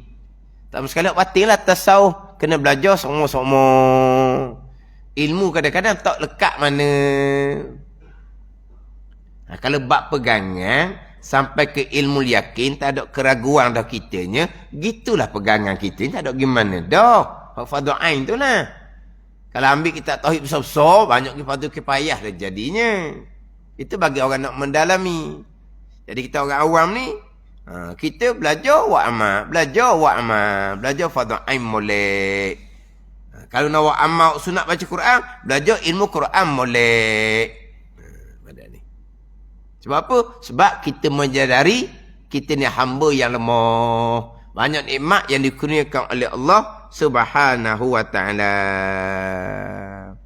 Fahazihi awwalu aqabatin istaqbalathu fi tariqil ibadah wa hiya aqabatul ilmi wal ma'rifah. Ini permulaan.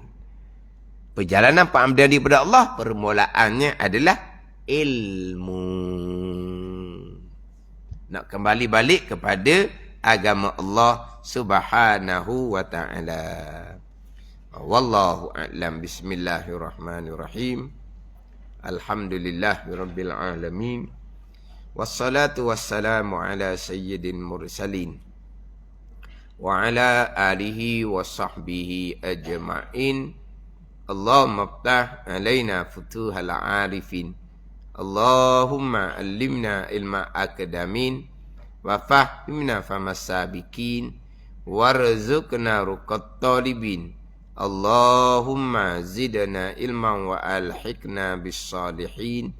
Wa sallallahu ala sayyidina Muhammadin wa ala alihi wa sahbihi wa sallam.